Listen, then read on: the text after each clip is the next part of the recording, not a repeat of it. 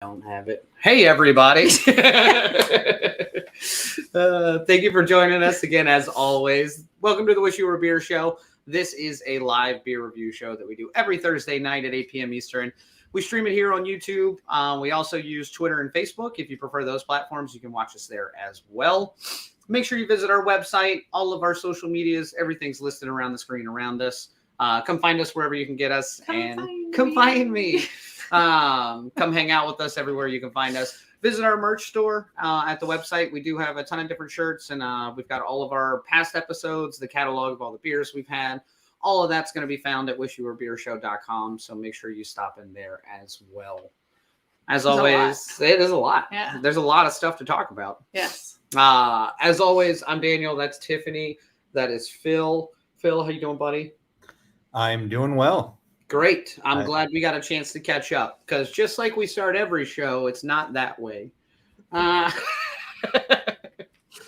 Great. Moving on. Moving on. We're just going to keep winging this thing every week and see what happens. What is happening? I miss a week, and then I feel like I'm walking into like a weird inside joke. No, we don't have to catch up with Phil. Not live. Nobody cares about that. Look, I got half a burrito in my belly right now. I am not here emotionally or mentally. I don't know if that's a sexual thing, but regardless, I'm very comfortable with it. Look, I'm sitting on something. Oh, gosh. You can catch that conversation later. Yeah, cool. Well, we're not catching up or saying anything outside of our usual spiel. Let's talk about beer news. That's historically what we've been doing for the past episodes you were on as well. Yeah, I know, but there was a lot more happening there, and so I'm now getting us back on track. Okay, all right. So just like we've been doing in our past episodes, we're going to pull something from the beer headlines, just something we found interesting or something we wanted to talk about within the beer realm or beer industry itself. I found an interesting story this week in regards to non-alcoholic beers, which I think are extremely up and coming. They've been a lot more of a kind of a buzz term throughout the industry, and a lot of people have started making their own non-alcoholic beers. And in discussions that we've had personally with a lot of brewers in the area who are making them, it's an extremely difficult process. It's hard to replicate every single time. There's a lot of waste involved because you're having to basically almost double brew something. So you're going through way more water, way more product. Yeah. And then it potentially doesn't come out the same way. And the flavor profiles are really hard to nail. Yep. So it's really interesting. There's a food company that's been around since like 1956. They're called Calcic Industries. They're all over the United States. They're also globally well represented. But they have started using hop oils to try to replicate some of the bittering agents, some of the aroma agents, some of like the mouthfeel you get from a full, strong, regular alcoholic beer, and converting that over to the non-alcoholic world so that they're actually able to brew a beer without wasting 2 times the process or 2 times the product and still get a lot of the same end result. Yeah. So basically they brew and then they boil out all the water. This is exactly what we're talking about, Scott. Yep. Yeah. And so this is then would just be the additive that is post boil. Yep. And they actually on the website that Daniel found this on, they had a spider web chart, which is like a circle with pie slices out of it. And each point is a flavor profile that you would find in a full strength beer.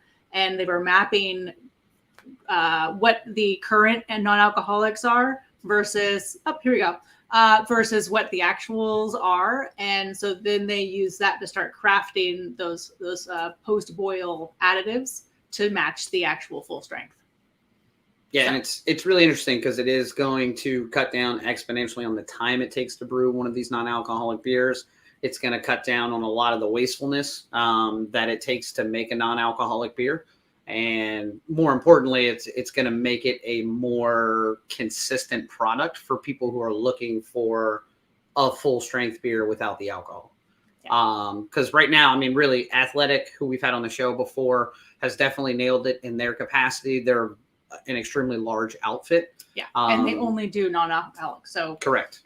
So they're not trying to do both, which is where it gets really tricky because they are very different in the sense of what your recipes are. Yeah. I think it'll be really interesting for this to really start to catch on. It's heavy over in the UK right now, which is where a large portion of Calcic is based. But there are some breweries in the United States that have already started to use this, kind of early adopters as well, that are playing around with it. So I'll be interested to see where that process goes in like a year or two, when I think it's probably up and fully running. Yeah, definitely interested. Because I think that there's a lot of people who are choosing to drink less, whether it's like setting rules if I only drink during the weekends. I've heard that multiple times. Yeah. People doing dry January or dry March or whatever month they decide to pick, or just saying I want to have a beer and then drink something that still tastes and looks like beer, so that I'm not getting drunk because I need to be the DD or something. Right. So a lot of different reasonings, and I think having something like this readily available on your tap list it's probably a pain in the butt, and everyone hates it because of the current process. But this would make it so much easier, and I think it would bring in additional people that you weren't getting before. Oh, I heard Gen Z does not drink, by the way. Okay. Yeah. I can't really say because I haven't hung out with many of them. No, this was a roundabout. Too old for me. Well, yeah, we'd hung out, but it was like one night. Okay. And I was doing heavy drinking, so I wasn't really paying attention. That was at Chuck E. Cheese. In the ball pit. Right. At what point do you think I'm going to be able to take out my soda stream, put in a little beer flavoring, and drink what tastes like a non-alcoholic beer? Well, I mean, we had that already with the beer powder. Yeah, so that's pretty you've close. Got beer powder, and then you can add this to it, and then essentially you have a non-alcoholic beer. Yeah, so this is more going for a lot more of the actual flavor profiles, so you can make different beers with it. Right. So the beer powder was more like, here's a Pilsner. This is like, hey, all these different hop oils and additives, and you can dial them in a capacity that gives you more aroma or less bitterness, or like you're making a different variation of an IPA or something. And to answer your soda stream question, tomorrow, you can do it tomorrow. If you pour beer in the soda stream machine, it tastes like beer, like really heavily carbonated. Perfect. I assume that if it ever did come out, it would be a non-alcoholic version. They can't give you that would be a different regulation. Correct. I'm sure it'd be too much work. No, I still think it's an NA beer because you can still get it still looks like a beer. NAs just have to be 0.5% or less alcohol. Yeah. So I think you're still going to get some natural fermentation out of that product. So there still will be an alcohol percentage. It just regulation-wise has to be below 0.5% alcohol to be a non-alcoholic beer. Yeah. Mm-hmm. But it's still nothing says good night like 0.5% alcohol. Whereas the hopped water is just water that doesn't use mash or anything. Right. It's literally just hops. You boil it and then you cool it again. Yeah. But it's crazy how much those hop waters just taste like non-alcoholic beers. Oh yeah, accurate. No, that's completely accurate. Yeah, which is why people are not drinking the non-alcoholic beers, because it tastes like hop water. Yeah. So it seems wild to me to like go through a huge process of making a non-alcoholic beer when there's just hop water that literally kind of is very similar. Yeah, I agree. But I think there's a market for both of them. I think the hop water is almost like a trendy cool thing, whereas I think non-alcoholic beers have been around probably since beer in some capacity. Only on accident. Right. Yeah, exactly. They fucked up. I'm like, well, this is a beer, but it has no alcohol. That was like table beer that was served. Like 2-3% type beers that are made to drink every day. But every beer is a beer that's made to drink every day if you're willing to make that kind of lifelong commitment. Well, you know what I'm excited about? Drinking a beer with alcohol tonight. Oh, yeah. No, that is on the docket. I assumed we were going to do that tonight. That's normally the plan. Yeah, just like we do every Thursday night, we are going to try a new beer tonight that we're going to check in here live on the show. And tonight we are doing a beer called Porch Beer. It's a wild ale from Arrowood Farm Brewery, and they are out of New York. I mean, I'm excited about this one. Yeah. I'm already going to go with the can art game is fucking strong. Yeah, I dig the can art. As anyone knows who's watched this show more than once, I love wild yeast. I like wild ales. I like funky beers. And I love farm breweries. And you love farm breweries. So this is like a beautiful match made in heaven. So I really hope this beer doesn't shit the bed. Well, let me tell you, when I flew out to this farm, I'm so glad your travel is expensive. I'm exhausted. I'm going to tell you, these people look like they run a farm. They are farmers left and right. So if this doesn't taste like a farm beer, we got problems. Because the pictures from the time you spent there taking the pictures at Arrowood Farm Brewery in New York look okay. Easy 4.5-hour flight plus a 2-hour drive. Yeah. Nothing. It was a turn and burn. I went in, took some pictures, and hit the fucking road. Let's check out this farm where they make this delicious, hopefully, beer. Brewery. Farm. Yep.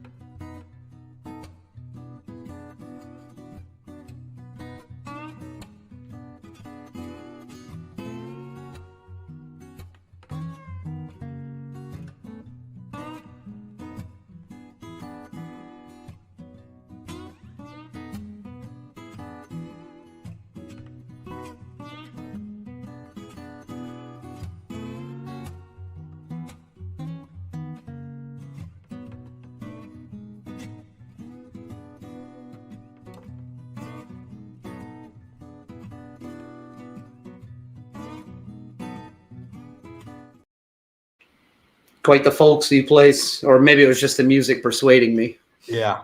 And I'm pretty sure that was Dwight and Moe's.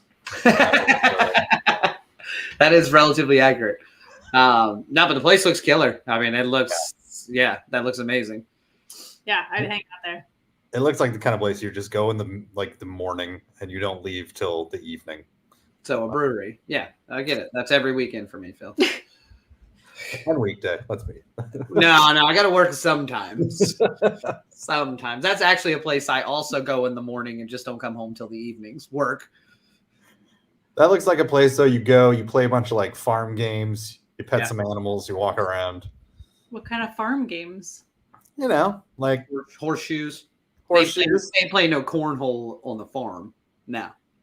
Well, maybe. Like hay bale races or something. I don't know. Maybe. I don't think you it's just throw three-legged races down the hill and you got to chase after it and you have to win. It's kind of like you oil yourself up and try to capture a pig. You know, these are chicken wrangling. That also sounds like a blast.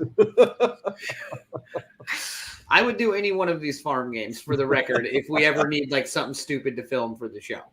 Yeah, we only film really good things. Minus those warhead episodes. Yeah, right. Yeah, minus those. Now, like I said, I'm excited for this beer. The place looks amazing. It's right in my alley. It's a wild ale. So I'll be interested to see if it's really sour or a little more tart. Sometimes like wild fermented yeast like that sometimes can go really, really crazy sour and funky, or kind of tart, almost like a goza or like a weird sour. So I'll be interested to see where this one lands because they're all different. Well, should we get into it? Yeah. Well, we can't drink it yet. We haven't done history and facts yet. I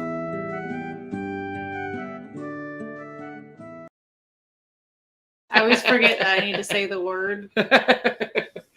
If you're familiar with the show, that's our favorite slide. If you're not familiar with the show, we're going to do a little bit of trivia now. So if you're logged in through YouTube or on Facebook, you can comment along. There's also a poll on the YouTube page where you can comment along and play along there as well. So tonight, again, we are doing history and facts on a Porch Beer, which is a wild ale from Arrowood Brewery, Arrowood Farm Brewery out of New York. Brewery, the theater. Okay. Yeah. If y'all are ready, I made trivia relatively easy because there's a lot of stuff in between that we can get into. So I did zero research. Perfect. Me either.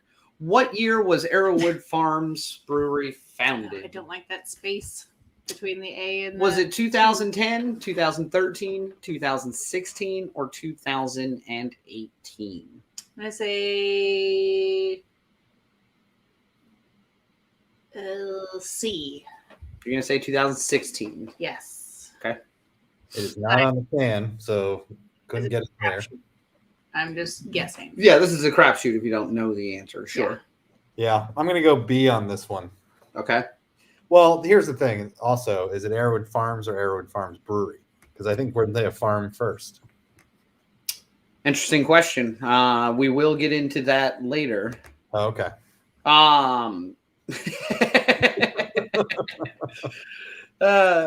So yes, technically you can find them in both variations. They are listed as Arrowood Farms through some of the programs that they do just through the agricultural end of things. But most of their literature, they are listed as a brewery with a farm. It's 2 LLCs. That's very smart. Yeah, it's really intelligent from a tax perspective. Yes. Okay, so the answer is B.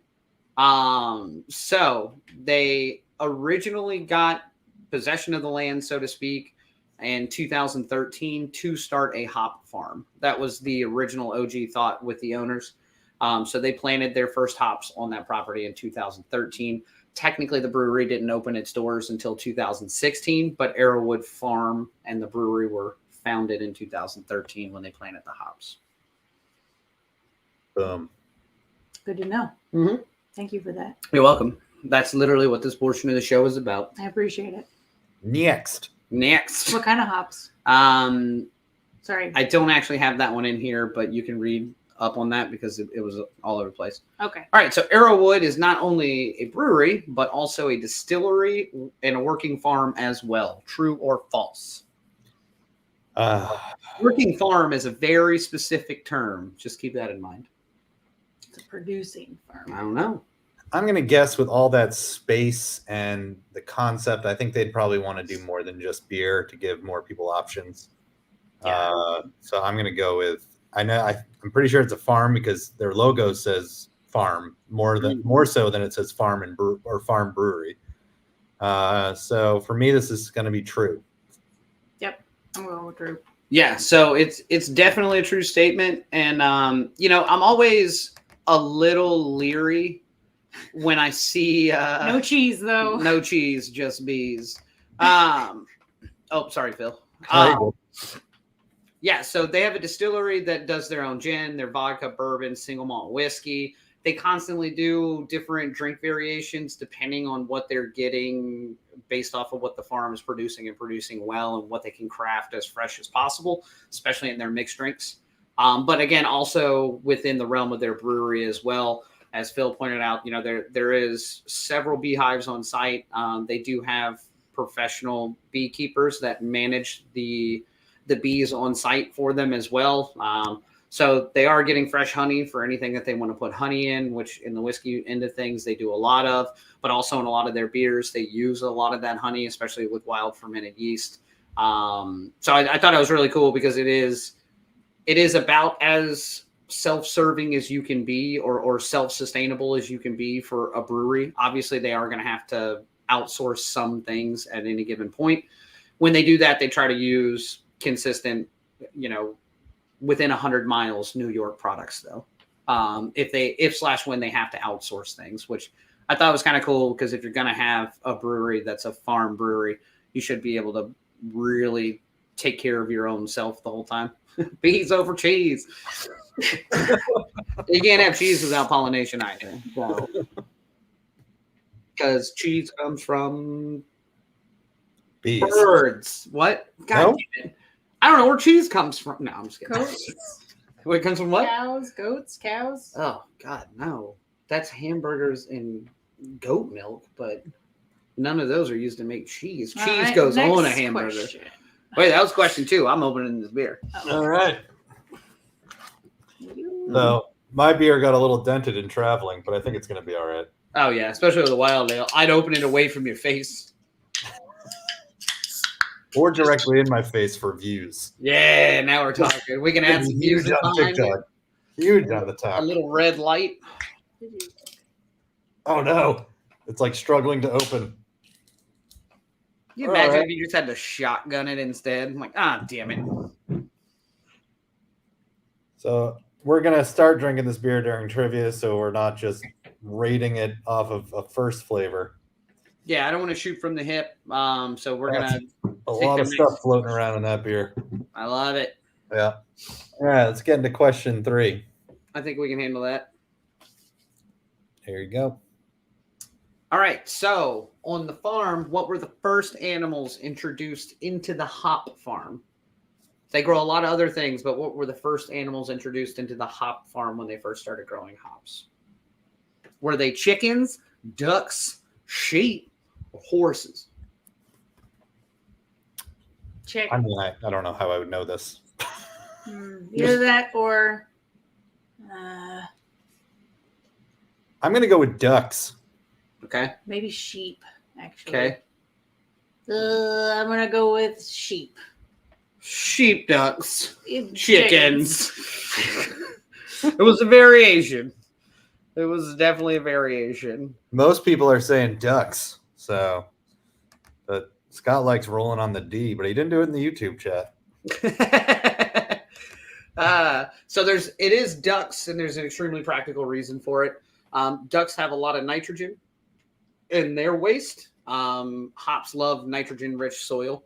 So they released herds of ducks and let them roam the underside of the hop plants, naturally fertilizing the soil that the hops were growing in.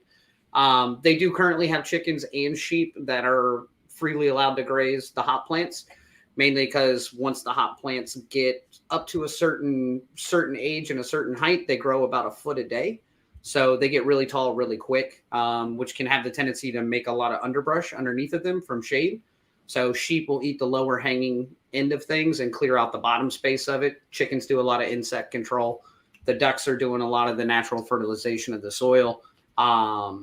So it prevents the plants from having some potential diseases from being waterlogged at the base of it, too much shade on the inside of the plant. The chickens do a lot of the regular pest control and keep a lot of the actual, beetles. You think they'll adopt me? No, they won't. Okay. The next slide is probably going to talk about why you don't want to be adopted by them, because it's a pretty bad fact. But I'm just kidding. When a duck shits at the farm, it's called fertilization. But when Correct. I shit at the farm, It's called get the hell out. I get arrested. I don't see that this is fair. Called a restraining order. Yeah, and so naturally some of their beers are aptly named after some of the animals that they have on the farm. So the Ugly Duckling Brown Ale, the Black Sheep Brown Ale, the Stout Pig Stout. That was fun. That's also a good way to know if your regulars are not too drunk to drive home, is make them order some of those beers. Stout, pig stout. Yeah. I'll have the Stout Pig Stout. Katie says that these animals need representation. Yeah, I don't know if the ducks signed up for that, but I guarantee you they're enjoying it. I think they're all right about it. I like this. All right. All right, we got one more, Yes. I think. Yes. Yeah. All right, so this is another true or false. Nice 50-50. Arrowood Farm Brewery was the first farm brewery in New York to receive the certified organic recognition for both their grains and their hops. True. Hmm. Hopefully those ducks are organic. Both grains and their hops. Certified organic. Yeah. So they're growing all their own grains and all their own hops. You already said that they were They're not self-sustaining, using and they anything. only go within 100 miles. Boy, that's a big recognition. That's high praise. I feel like this has to be true because it's a weird false question. So, and Daniel, I know you're not full of trickery over here. Not most of the time. Yeah, but this time, False. Whole Foods beat them to it. So yeah, this is definitely true. In the state of New York, they were the first ones to be certified organic through whatever New York's Department of Agriculture is that does that. I know what it is here. I don't know what it's called there. But yes, they were the first ones to have certified organic hops as well as grains, which is Isn't really the cool. organic a federal? Yes, but federal overseas, and then the states work within that capacity, just like marijuana.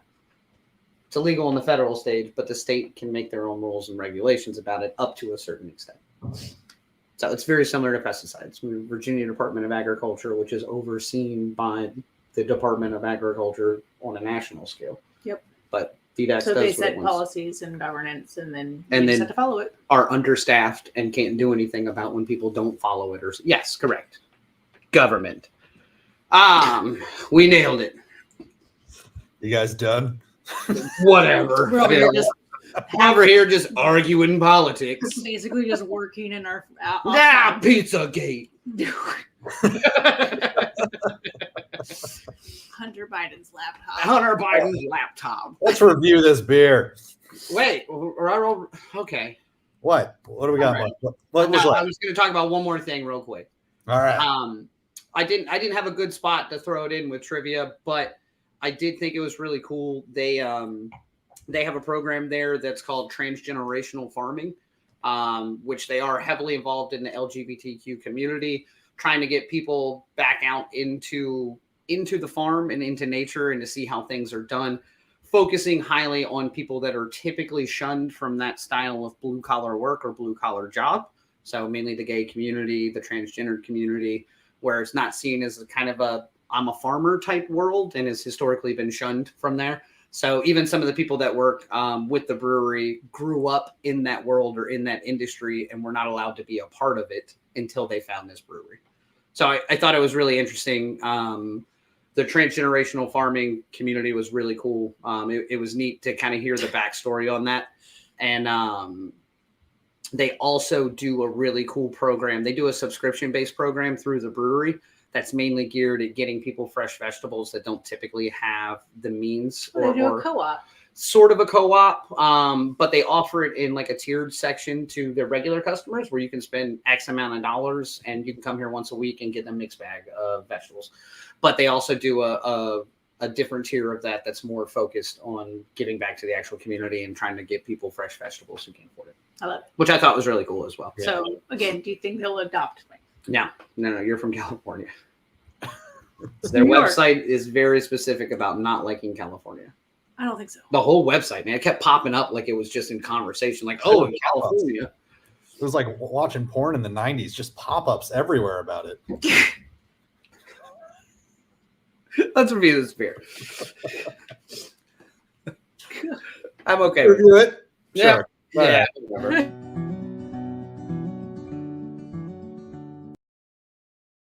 All right. So this is the portion of the show where we're going to review the beer. Tonight, again, we are drinking Porch Beer. It's a wild ale from Arrowood Farm Brewery out of New York.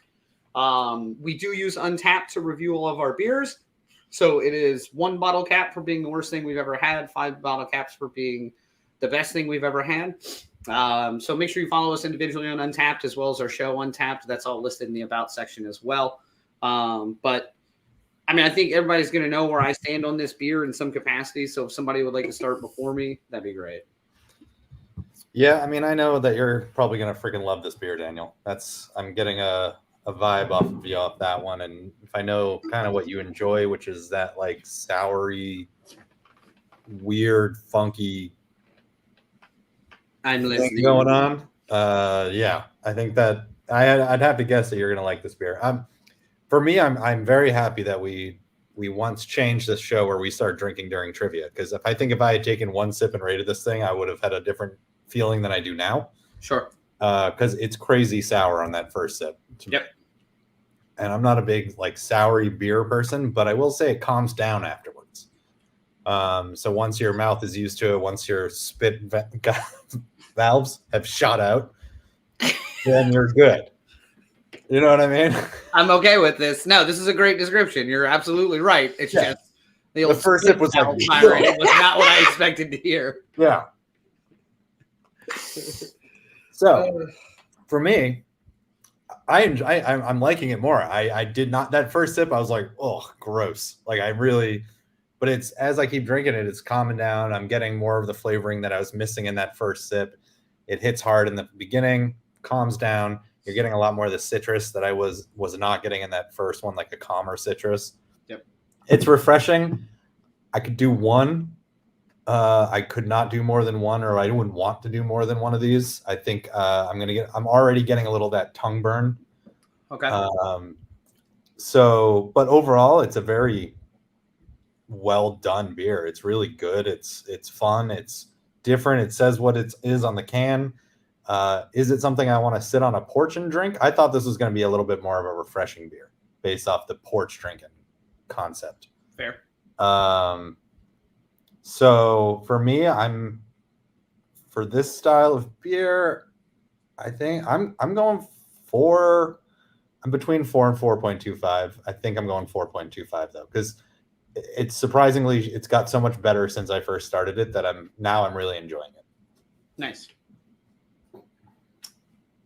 So this was weird. So I had the first couple sips and I was like, oh, it's super tart.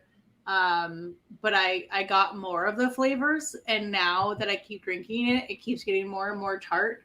So like the next couple times I drink this, just watch my face, because my eyes will slightly squint and I can't stop it. So it is getting more and more tart for me, and so I'm losing a lot of the flavor profile. But like it's still good, even though I'm missing kind of what I found in the first port. So I'm gonna give it a 4, just because like I wish it didn't have that lingering tartness, but just like a quick tart. And I think that in previous like wild pop ales, tart, and then it kind of mellows out. For me, it's not mellowing out. Okay. Like it's still. You know what's funny? The second you started saying that, this tastes more like a Warhead beer does than what the Warhead beers tasted like. Yes. And I just realized, like, yeah. I was like, it's got that Warhead aspect to it. And it's amazing that this is more sour than those Warhead beers were. True story. It's the tartness. It's that like, I don't know, like kick you in the face for a second. Yeah. Ugh. Yeah. Well, I fucking dig it. I know. We knew. So, yeah, definitely a lot of like that really sharp tart or really sharp sour, especially like in the back of your jaw. So like that very first sip, that gut reaction is that really sour tart that like makes your back of your jaw pucker a little bit, basically. Yeah, I don't like that.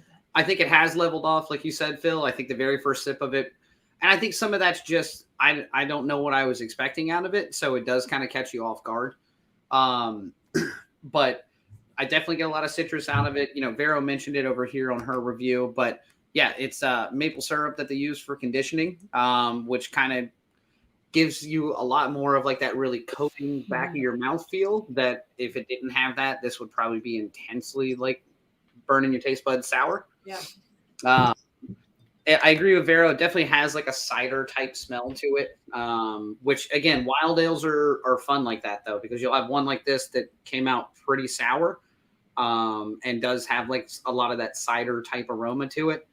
You'll have one that comes out next year that is just, it'd be the same beer, same everything, and it went completely tart or a different direction. So I think it's really interesting. That's one of the things I like about these beers. I disagree with you, Phil, from a porch beer standpoint. Again, when you think about a beer, this is less than 5%. It's got a ton of good flavor to it, a lot of citrus.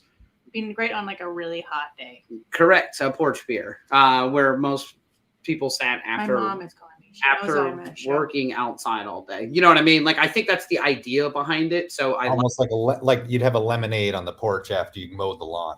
100%. Yep. 100%. So I think I just had the wrong idea of what I thought of a porch beer is, but now that you mention it, yeah, I get that. no, and I understand that too. When I initially think porch beer as well, I think like, yeah, I'm slamming Miller High Life. I'm just sitting on the porch watching the world go by. Just waiting to die. Waiting to die. No, but I really enjoyed this beer. I like most wild ales because they are a little funky and because they kind of go all over the place. Yeah, Scott said they're completely unpredictable, but that's what makes them great. Yeah, so super fun for me. I dig this one. I could definitely drink more than one of these any day of the week. It's right up my flavor profile for this style of beer. It is extremely well done for this style of beer as well. So it's a 4.5 from me. It's delicious. It's a show score of a 4.25. Right in the middle. Right in the face. I mean, we haven't had really something like this, I feel like, on the show. Like we've had the sours, but this is definitely different. Yeah, this is, I mean, you know, wild ales are a crazy animal. Oh, why I keep drinking. And they're fun. Well, we do have one portion of the show that we know every brewery loves that we do, and we're going to go through some of the untaps. Oh God, I can't wait to see these people. We got to find out what everyone else thinks of this beer and if we're on the same page. So here we go. All right. Very lively brew. Yeasty nose. Wife says smells like pizza dough. Okay. Tart front with an almost odd, unexpected sweetness from the maple syrup conditioning. It finishes very smooth for the style. Overall, very nice change of pace and uniquely refreshing. 3.75. I can agree with all of these except I don't get the pizza dough, I but think you're getting the yeast. That's the pizza dough. yeah, I think it's just yeast, but that could be anything. But yeah, that's fine. It smells like sourdough pizza dough. Yeah. Right. Which I've never eaten before because I'm an American. I don't eat sourdough pizza bread. Sourdough is bread. Sourdough is Moving on. fizzy, funky, pineapple-y, low ABV, high flavor. Did not rate it though, Josh. I mean, maybe he Not just at the Krog. You don't rate. yeah, things he's like a regular at the Krog. that. Yeah, the Krog's got rules. They say don't rate your beers. We've got rules, damn it. Yeah, you rate your beer, you pay twice the Either price. that or he's another like brewer or someone who's like in the community. True and story. so people either, if it's a 5, you rate it a 5, otherwise you don't rate it because that way you're not messing with your buddy's like rating system. I don't get the pineapple. I'm not. I don't get much of the pineapple as well. I can get the pineapple, but it's purely on the fact that it's like hitting a certain part of my tongue that I also get when eating pineapple. Fair. Interestingly enough, it Wow. grows on you. That was rough. That was rough. Interesting. Yeah, there you go, Phil. Interestingly enough, it grows on you. I can't. Yeah. I don't think I can say that word quickly. Yeah, it's a tough. One. Interesting. It's a tough one. And I would say that too. Like, had I gotten a taster of this, I would have been like, ugh, 3.25. Yep. But now that I'm drinking a full pint of it, I'm like, oh yeah, no, it's better than I realized. That's why I always get a full pour. Yeah, I just get a flight of full pours. Well, yeah, if you're gonna be there all day, like you got time to sleep in the back or like get back Go later. to the farm, the little bales of hay. Hey, wow, bales of hay. You don't want me working the farm. Wow, Love the beer. Love the label art. Funky, tart, refreshing. 4. Refreshing. Yeah. No, I agree with all those. Yeah. Yeah. I got no issue with these. Well, you don't know Brett. You got that badge? Yeah, I got so many of that goddamn badge, Phil. At this point, I think I fucking know Brett, and that's why I keep getting mad when I get it. I went to school Don't with know. Brett. You don't know him. You don't know Brett. No.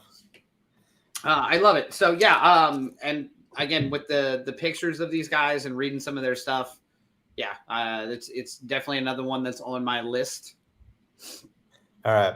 Well, I've got a special treat for y'all. I'm ready. You guys know how I love finding weird beers here in St. Martin. Yes. I found one tonight that I'm gonna try. I can't find any information about this thing. Everything is in a different language. This is called Skull. It's a Skull beer. Okay. It is 96% beer and 4% vodka. Oh God. It's gonna a be rude terrible. boy on steroids. What is Yeah. with this island and adding vodka to beer? I mean, I don't know. So everywhere I looked, I found this on Untapped. And hey, if you could guess what score this thing has on Untapped, I bet you don't know. It's 4.5. Obviously. Oh. That's an average. Yeah, let's find out what it is on Untapped right here. It's got a 2.83 rating on it. But can't Hasn't been find in the anything market. about it because everything that comes up is in Dutch, I think. So, what do you think this is going to taste like? It's gonna taste like trash. Oh, It's gonna taste like a screwdriver that you left out overnight. So it's gonna be like a citrusy beer, but with vodka in it. it smells terrible. Yeah, I'm Andrew. trying to think about what the smell is, and it kind of It's a It's a rude rude man. they should relabel it.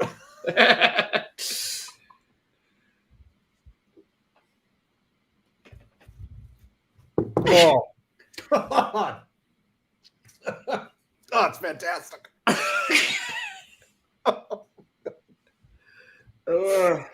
It tastes like someone poured pop-off vodka into my beer.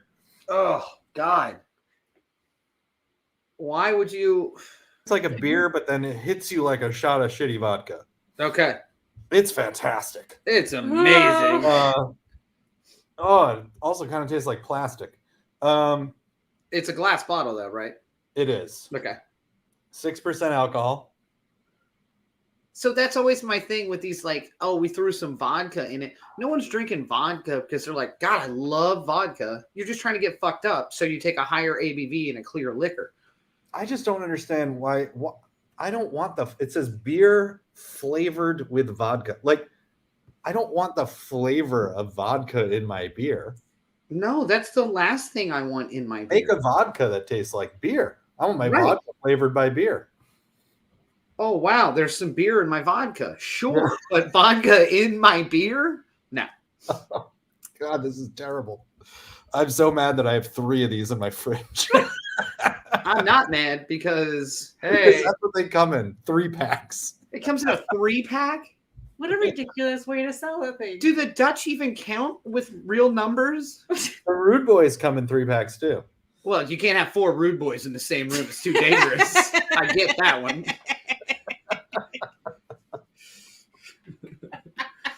I honestly, Andrew, I think nailed it on the head calling this a rude man. It tastes like something an 80-year-old man would drink and then yell racist things to people. Like, that's what this feels like.